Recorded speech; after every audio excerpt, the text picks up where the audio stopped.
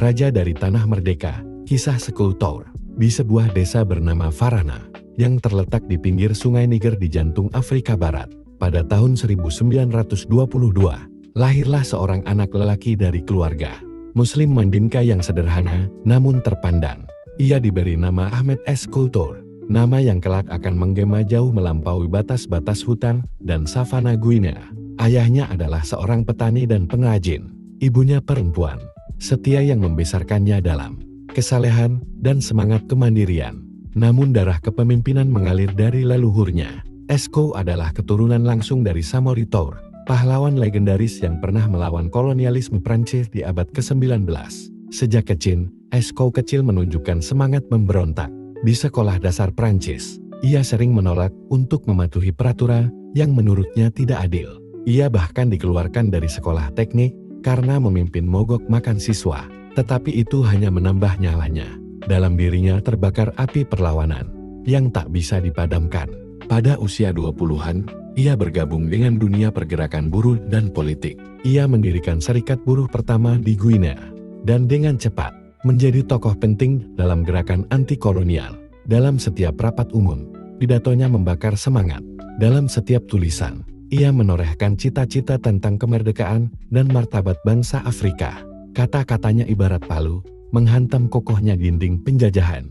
Ketika Guinea ditawari status komunitas dalam kerajaan Prancis, pada tahun 1958, Sekoutour berdiri di hadapan dunia dan dengan lantang berkata, "Kami lebih memilih kemiskinan dalam kebebasan daripada kemewahan dalam perbudakan." Dan rakyat Guinea mengikutinya.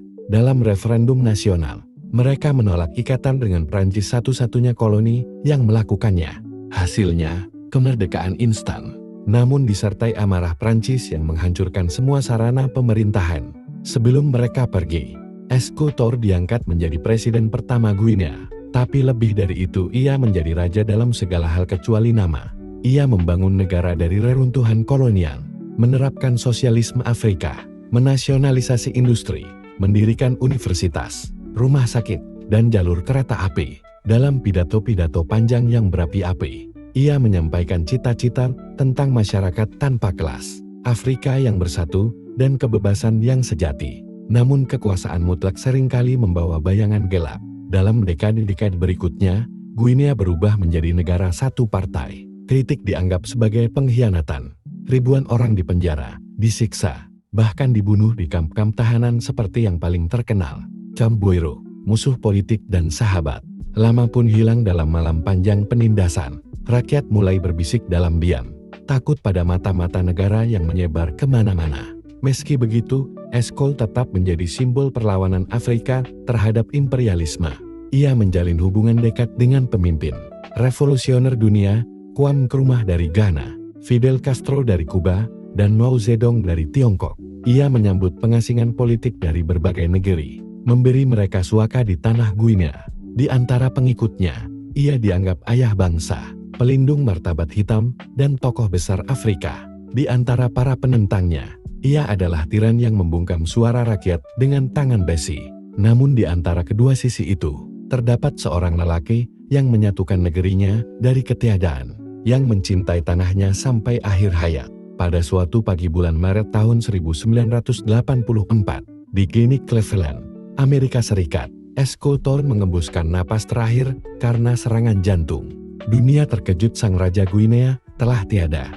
Ia meninggalkan warisan yang kompleks, seorang pahlawan yang mengusir penjajah, seorang pendiri negara, seorang penyair politik, namun juga seorang penguasa tunggal, yang tak segan menghancurkan siapapun yang dianggap menghalangi jalannya. Kini, di bawah sinar matahari Guinea yang tak pernah padam, nama Sekoutour tetap hidup di jalan-jalan kota Conakry, pada patung-patung marmer, dan dalam lagu-lagu perjuangan. Rakyat mengenangnya sebagai penyelamat atau penindas, tergantung siapa yang bicara. Tetapi satu hal tak terbantahkan, dialah yang pertama kali menolak untuk tunduk, dan dengan tangan sendiri menuliskan bab awal dalam buku kemerdekaan Guinea. Bab 2, Api di Tengah Hutan. Farana, awal dekade 30-an, di antara suara jangkrik malam dan desir angin savana, Eskou kecil kerap duduk diam menatap bintang. Ibunya, Fatoumata, memperhatikannya dari jendela. Hatinya dipenuhi kecemasan dan kebanggaan. Ia tahu bahwa anaknya bukan anak biasa. Ada sesuatu di balik sorot mata itu, sesuatu yang tidak bisa dijelaskan. Namun tak mungkin disangkal. "Ayah," tanya Esko suatu malam, "kenapa orang kulit putih di kota bisa memberi perintah? Padahal ini tanah kita."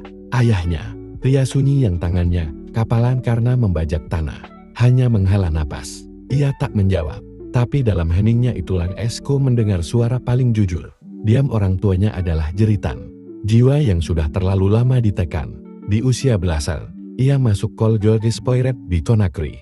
Lalu, sekolah teknik di Bamako, Mali. Namun tekadnya memberontak lebih keras daripada kemauan pendidik kolonial. Ketika dikeluarkan, karena memimpin protes buruh pelajar, Esko tidak merasa kalah. Ia merasa dibebaskan. Bab 3, Serikat dan Seruan. Pada pertengahan tahun 40-an, Guinea mulai bergerak. Dunia sedang berubah.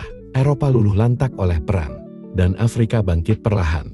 Seperti gunung tidur yang menguap amarah, Esko Tour muncul sebagai tokoh serikat buruh. Ia menjadi sekretaris jenderal Serikat Pekerja Kereta Api, lalu memimpin Konfederasi Buruh Guinea. Dalam waktu singkat, ia dikenal luas sebagai pemimpin orator, penyeru perubahan. "Apa gunanya kerja keras kalau anak-anak kita tetap lapar?" serunya dalam rapat umum di Kindia. "Apa gunanya jalan raya jika hanya mengantarkan hasil bumi kita ke kapal-kapal penjajah?"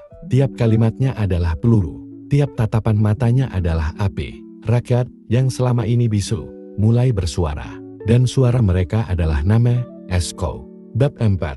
Ketika dunia tertegun. Tahun 1958, Presiden Charles de Gaulle datang ke Afrika, menawarkan konsep komunitas Prancis semacam kemerdekaan semu yang tetap terikat pada Paris. Banyak koloni ragu, takut kehilangan bantuan dan perlindungan. Tapi tidak Guinea.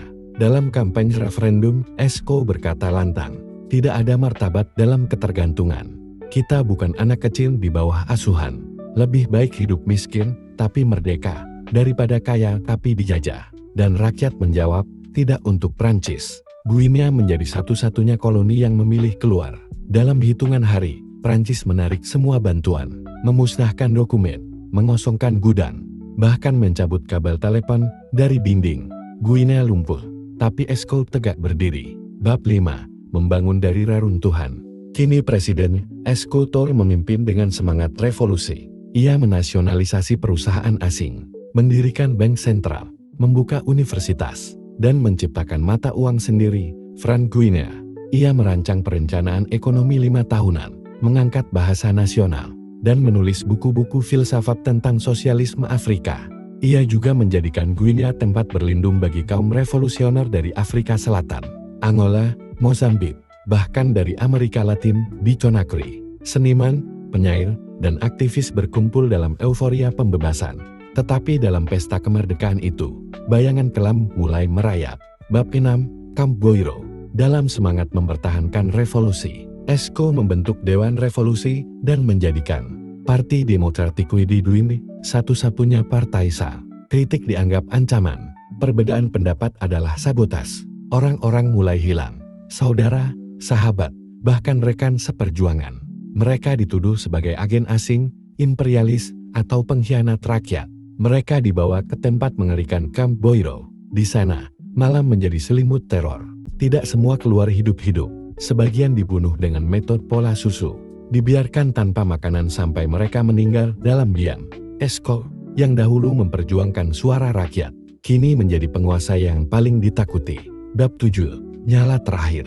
Di luar negeri, Esko tetap dihormati. Ia berbicara di PBB, menyambut Paus Yohanes Paulus II, menjalin aliansi dengan para pemimpin Afrika dan Asia, tapi di dalam negeri, rakyat mulai lelah. Ekonomi merosot, rakyat kelaparan, dan ketakutan menggantikan harapan. Tahun 1984, ia berangkat ke Amerika untuk pemeriksaan jantung. Tubuhnya sudah lemah, tapi semangatnya tak pernah padam. Namun takdir berkata lain. Di sebuah ranjang rumah sakit di Cleveland, jauh dari Conakry yang dicintainya, Raja Guinea itu wafat. Ia pergi tanpa pamit. Dunia berduka, tapi juga terbelah. Sebagian mengenang pahlawan, sebagian menyambut kematian seorang diktator. Bab 8. Warisan yang terbelah. Setelah kematiannya, rezim Esko Tour digulingkan. Ribuan tahanan dibebaskan, Camp Boiru ditutup, tapi warisan yang ia tinggalkan tidak mudah dihapus. Di museum, monumen, dan buku sejarah, ia tetap menjadi tokoh sentral. Ia bukan tokoh yang mudah dicintai, tapi juga tak bisa begitu saja dibenci. Ia adalah pahlawan dan penindas, penyair dan algojo, pembangun dan penghancur. Eskultur adalah cermin zaman, dan zaman itu belum berakhir. Kami tidak membenci Prancis, tapi kami menolak ketergantungan, karena kasih sayang yang lahir dari rantai dan pelukan yang berbau dominasi, bukanlah cinta, tetapi penjajahan dalam wujud baru. Seorang pemimpin tidak hidup untuk dirinya sendiri, ia hidup dalam harapan orang miskin, dalam keringat para petani, dalam tangis anak-anak yang lapar. Revolusi bukanlah pesta dansa atau perjamuan. Ia adalah kobaran api yang menuntut keberanian untuk terbakar demi masa depan yang lebih adil. Ketika rakyat menjadi buta karena propaganda penjajah, tugas kita adalah menjadi mata bagi mereka, walau kadang kita harus membayar dengan darah sendiri. Kami lebih memilih kebebasan dalam kemiskinan daripada kemakmuran dalam perbudakan, karena martabat manusia tidak ditentukan oleh jumlah emas di ban, tetapi oleh kemampuan berdiri tegak tanpa dijinakan.